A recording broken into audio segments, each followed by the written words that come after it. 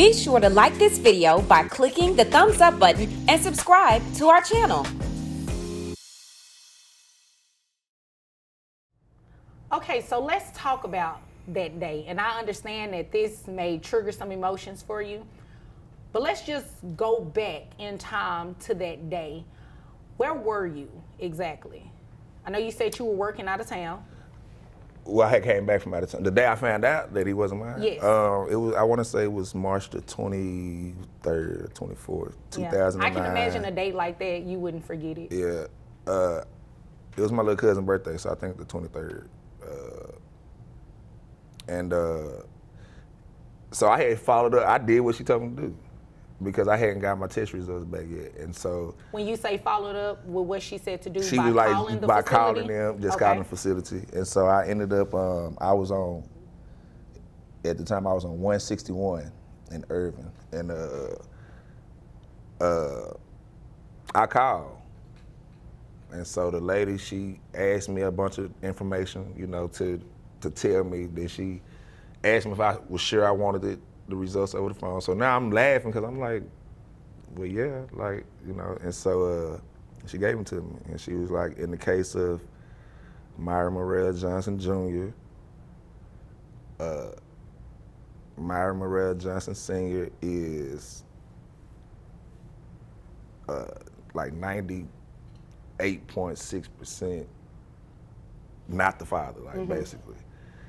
So I was like, I'm thinking it's a full 100 or it's whatever. And you're driving at this point. I'm driving. And so I merged over to just kind of ask. I heard her the first time, but I just asked her to confirm it. And she told me again, she was like, yeah, there's no chance that you're the father.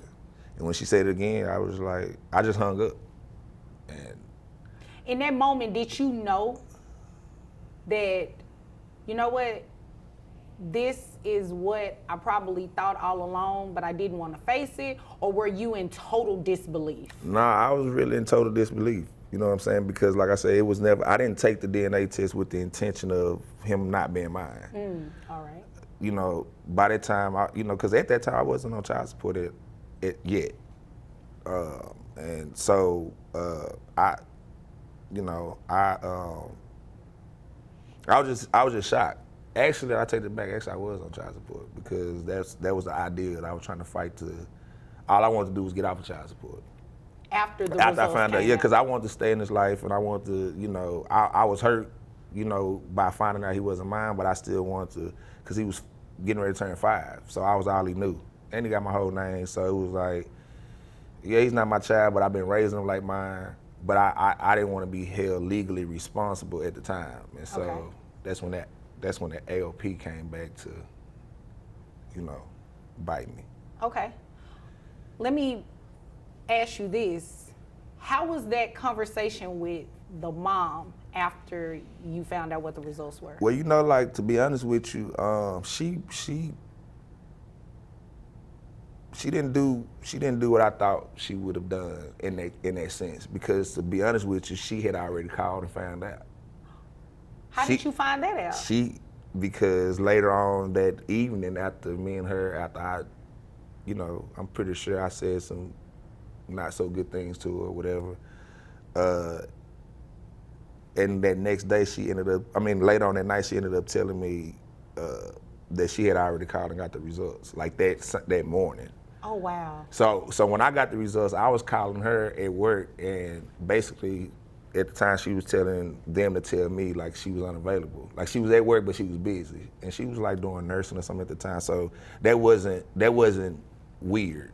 Okay. But the fact that she hadn't called me back, and I had called a couple of times, that was weird. And so my anxiety grew, because I'm thinking like, I'm not gonna lie, I thought she just knew, and was just like ashamed or embarrassed or whatever. But then when I found out she had actually called and got the information before I did, it made me feel even worse, because I was like, why wouldn't you share the information with me? You know what I'm saying? Or why wouldn't you? And so they created a whole whirlwind of issues, because on one part I'm thinking, did she know I wasn't the father this whole time? Or you know, is this just a total shock to everybody? You know what I mean?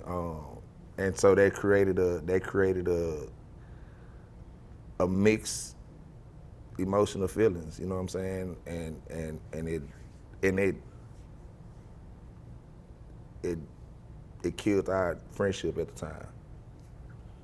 Understandably so. I think a lot of people can relate to what you're saying about how that pretty much destroyed you all's friendship. Mm-hmm. What impact did it have on your relationship with Little Myron?